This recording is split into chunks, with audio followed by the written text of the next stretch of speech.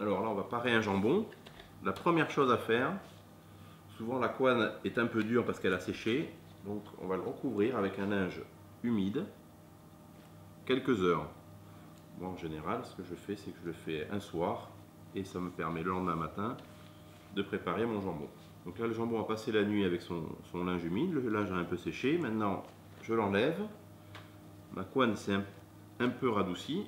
Je vais poser mon jambon sur son support avec la petite noix dessus. Donc on va positionner le jambon pour avoir accès à la petite noix qui est située ici. Ceci, donc le pied est vers le bas, contrairement à la grande noix qu'on voit où le pied est vers le haut. C'est la position classique. Nous on va commencer comme ça pour avoir accès à la petite noix.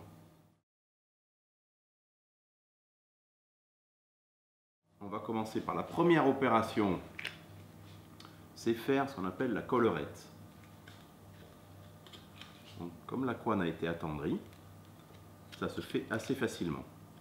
On va faire le tour au niveau du jarret, de la crosse qui est ici en fait, la partie qui tient la ficelle, jusqu'à l'os. On va tout couper. Ici je vais dégager la date. Donc ça, c'est un jambon qui a 30 mois, qui est de mai 2013. Et là je vais commencer à décoiner.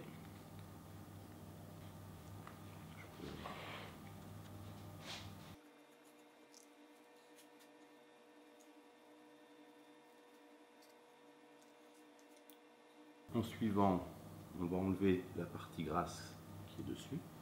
Et au fur et à mesure, je vais trier mes parties gras et couenne. La rotule se situe ici. On vient là, revient ici, et ici on a la rotule. Donc c'est cette rotule que je vais enlever. Donc je sais qu'elle est là, je sonde, et je trouve, voilà, ici, j'ai la jointure.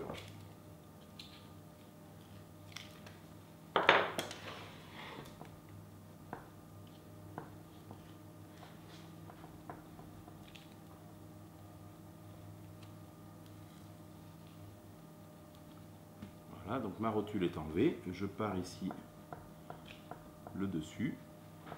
Et là maintenant, j'ai accès à la petite noix qui est ici, qu'on peut commencer à déguster. Donc maintenant, ma petite noix a été dégagée, elle est prête à consommer. C'est la première partie qu'on attaquera. Maintenant, je tourne mon jambon. Voilà, et j'ai ma patte qui est vers le haut. J'ai accès à la grande noix. Je vais finir ma collerette que j'avais attaquée de l'autre côté. Donc je reprends ici, voilà, et comme ça, j'ai fait ma collerette tout le tour. La collerette permet de décoiner proprement le jambon sans s'embêter, parce que quand on arrive au bout, la couenne s'enlève toute seule.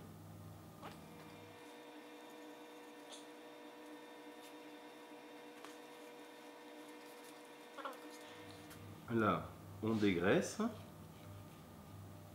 Ces parties de gras qu'on enlève vont être utilisées plus tard, donc c'est pas quelque chose qu'on jette. Là, on a accès maintenant à la grande noix qui est dégagée. En même temps, je pars la pointe, qui est ici. La pointe, c'est le morceau qui est situé à l'avant de la tête de fémur qui est ici. Dans le veau, c'est ce qu'on appelle le quasi, puisque l'os du quasi est ici. C'est une partie qui est un peu en dehors du jambon.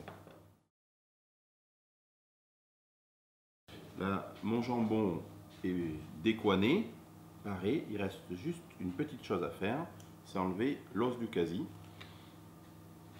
Ce qu'on va faire tout de suite. Donc l'os du quasi est ici. On va le dégager parce qu'il nous gênera un peu plus tard. Donc c'est une opération qu'on n'est pas obligé de faire au début, mais nous on préfère le faire. Ça et la rotule, ça permet d'avoir un jambon où on ne s'embête pas après. Donc l'os est triangulaire, donc il faut aller le chercher. Là, on est en train de le finir et voilà.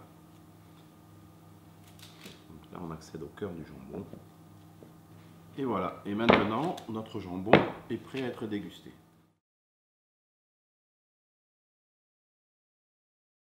Là, il nous reste les couennes avec un peu d'os. Avec ça, on fait un bouillon. Le bouillon, c'est très simple. Vous mettez ça avec 6 ou 7 litres d'eau. Vous faites cuire à feu doux pendant 5-6 heures. Après, vous filtrez et vous mettez au frigo. Le lendemain matin, vous avez un bouillon gras, mais la graisse est remontée avec les impuretés. Vous décalotez, vous enlevez cette graisse dure et il vous reste un bouillon clair. Dans ce bouillon, vous pouvez faire cuire toutes sortes de légumes, carottes, haricots verts, navets, pommes de terre, etc. Le bouillon va s'enrichir des légumes et donner du goût aux légumes. Au bout de 4-5 cuissons de légumes, vous aurez un bouillon qui sera prêt à être consommé tel quel, par exemple avec des vermicelles ou pour autre chose. Le lard, on va l'utiliser comme du beurre ou comme de l'huile d'olive. On peut faire revenir des légumes, des poissons, des viandes. On va le détailler en fin vermicelle, c'est-à-dire qu'on va le couper en tranches fines, le recouper au couteau. Et avec ça, on fait fondre dans la poêle et on y met un poisson, une viande, des légumes, des haricots verts, etc. La ficelle. La ficelle, c'est la dernière chose qu'on a. Vous en servez. Si vous avez une cheminée, vous pouvez vous en servir pour allumer le feu. Ici, quand on prépare les jambons, après, on met les couennes dans une poche. On va mettre ça sous vide, ça permet de les garder quelques semaines. Avec le gras, on va le mettre bien calé au fond de la poche, on va le mettre sous vide et on va faire un petit boudin qui permettra de le couper en tranches fines, par exemple à la trancheuse ou au couteau, tranches très fines. Donc je vais aller faire ça maintenant. Mon lard est sous vide. Mon lard, comme il est un peu à température, c'est comme de la pâte à modeler. Donc là, je vais en profiter pour le mouler, en faire un boudin. Voilà, bien serré. Après, quand c'est froid, vous pouvez le passer soit sur une trancheuse comme ceci, soit le couper au couteau, finement, comme ça. Notre jambon est expédié sur son support, dans sa caisse de conservation, avec les couennes pour faire le bouillon, le lard pour faire la cuisine, la ficelle pour allumer le feu et le mode d'emploi.